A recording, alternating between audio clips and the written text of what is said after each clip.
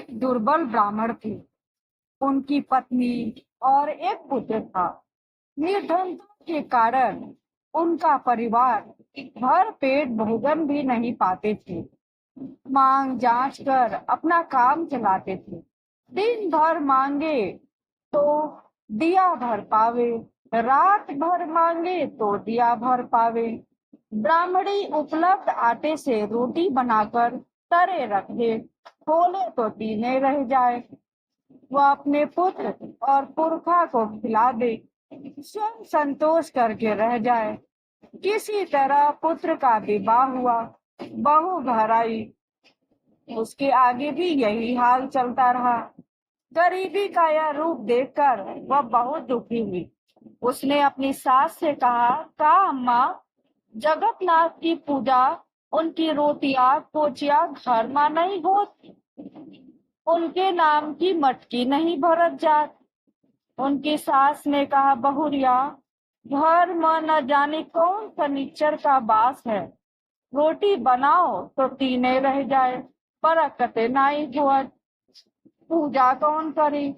बहू ने सुझाव दिया, अम्मा जाओ मांग जांच के ही सही जगन्नाथ स्वामी का नाम लेकर उनकी पूजा घर में करो और पिताजी से कहो जगन्नाथ स्वामी की यात्रा करावे। सास ने विधि पूछी।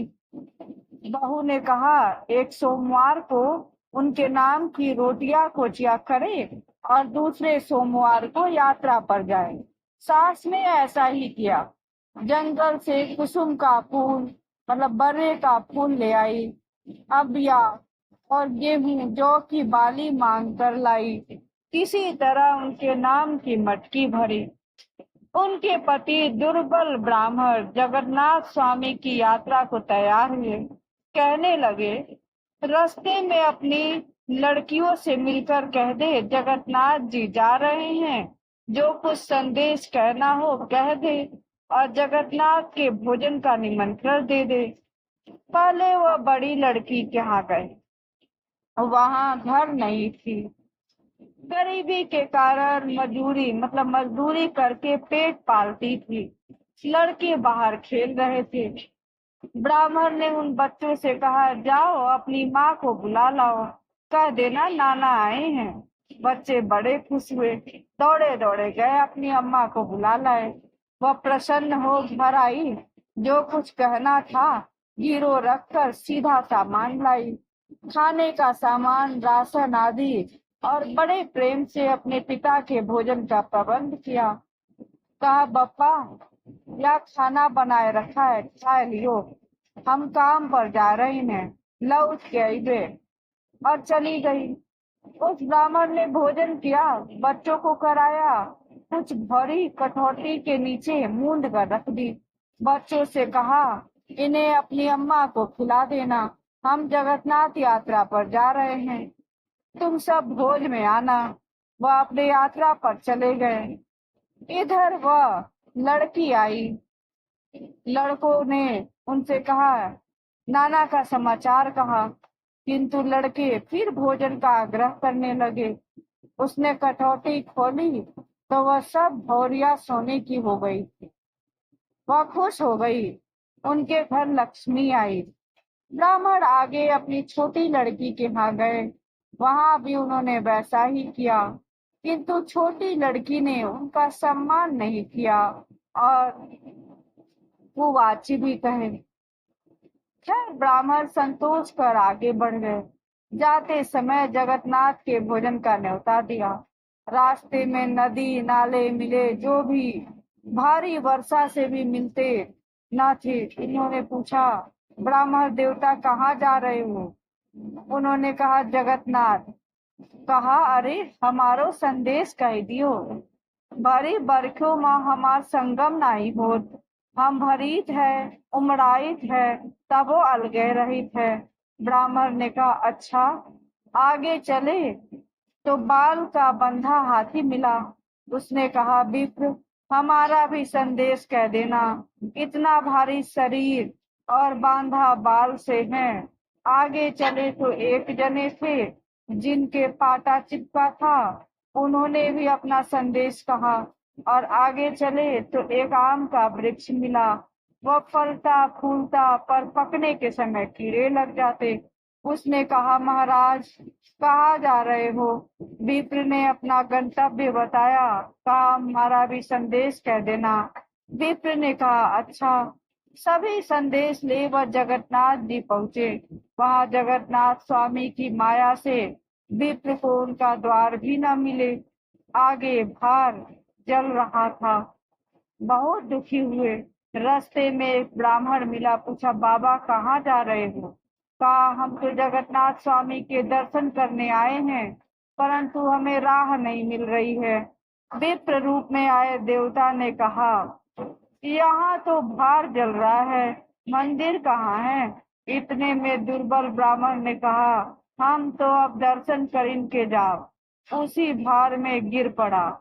उनको स्वयं जगन्नाथ स्वामी ने आगे बढ़कर उठा लिया और कहने लगे कि यही जगन्नाथपुरी है, हम जगन्नाथ स्वामी हैं। ब्राह्मण उनके चरणों में गिर पड़े, अपने अपराधों की क्षमा मांगी, अपना सारा दुख कह सुनाया।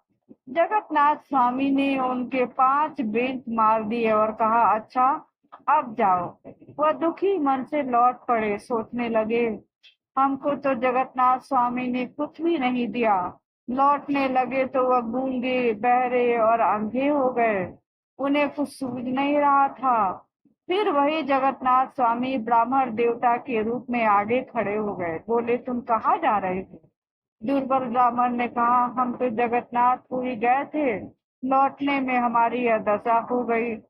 ब्राह्मण के रूप में जगन्नाथ स्वामी ने कहा, तुम कुछ भूल तो नहीं रहे हो? दुर्बल ब्राह्मण ने कहा, अरे हमसे बड़ी भूल हो गई। बहुतों ने हमसे अपने संदेश कहे थे। विप्र देवता ने कहा, चलो फिर उनके संदेश कहो। जगन्नाथ स्वामी की कृपा से उन्हें सब कुछ दिखने लगा। वहां पहुंचकर उन्होंने पहले अपनी हाल कहा, फिर सभी के संदेश सुनाए। जगन्नाथ स्वामी ने कहा, हमने तुम्हारे 5 बेट मार दिए हैं, उसी से सब अपराध क्षमा हो गए हैं। और जिनके संदेश तुम लाए हो, उनके 5-5 बेट मार देना और ये अक्षत तिलक देना, अपराध क्षमा हो जाएगा। और सबका कारण समझाने लगे। पूर्व जन्म की ये नदी नाले देवरानी जेठानी है। उन्होंने परस्पर प्रेम नहीं किया, एक दूसरे का बयान नहीं लौटाया, इसलिए इस जन्म में नदी नाले बनकर अलग अलग हैं। बाल का बंधा हाथी ये फुहर स्त्री है, जो बाल झाड़ती समय कंघा साफ करके नहीं रखती थी, इसलिए इस दिशा में है।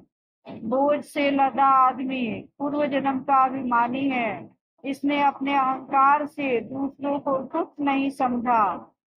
पाटा चिपका आदमी, इसने बड़ों का सम्मान नहीं किया, बड़ों के आने पर बैठा रहता था, इसलिए इसका यह हाल है। आम का पेड़ पूर्व जन्म के ये संपन्न लोग कभी दूसरे को छाया नहीं दिया, अपनी संपत्ति का दान नहीं किया। अब दुर्बल ब्राह्मण वहां से लौटे, सभी के 5-5 बेट मार दिए, अक्षत छिड़क दिए, कह दिया तुम्हारे सब अपराध क्षमा। अब वो अपनी बड़ी लड़की के यहाँ आए, उनको जगन्नाथ स्वामी का प्रसाद दिया और न्योता दिया। बड़ी लड़की को धन धान्य से संपन्न देखकर बड़े खुश हुए। छोटी लड़की के यहाँ जाकर यही व्यवहार किया, परंतु उसे अपनी गृहस्थी में परेशान लाकर दुखी हो गए। लौटकर घर आए, ब्राह्मणी बहुत प्रसन्न हुई। जगन्नाथ स्वामी की कृपा से उनके बुरे दिन मिट गए। उन्होंने धूम से जगन्नाथ स्वामी की पूजा और भोज किया। दोनों लड़कियां आई। बड़ी लड़की के सामने जो कुछ परोसा जाए वह अच्छा अच्छा रहे, छोटी लड़की के पत्तल में सब राख मिट्टी हो जाए। छोटी लड़की बहुत कुछ चिंतित हुई। उसने कहा, हमारे पिता हमारे साथ दुर्व्यवहार करते हैं। ब्राह्मण बहुत दुखी हुए। उन्होंने लड़की को समझाया पर वह न मानी। विदा का समय आया, दोनों का मान सम्मान हुआ, परंतु छोटी लड़की को जो सामग्री विदा के समय दी गई वह राख मिट्टी हो गई। इस पर वह फिर बुरा भला कहने लगी, हमारे पिता हमारे साथ कपट व्यवहार करते हैं। ब्राह्मण को बहुत बुरा लगा। वह दुखी हो जगन्नाथ स्वामी से प्रार्थना की, भगवान इनके भी अपराध क्षमा करो। इनके 5 बेत मारे और अक्षत छिड़क दिए। वह सुखी हो अपने घर गई। ब्राह्मण अपने घर में सुख पूर्वक रहने लगे। जैसे उनके दिन लौटे भरे पूरे हुए वैसे सबके हो। सर्व भवन्ति सुखिन की प्रतिध्वनि।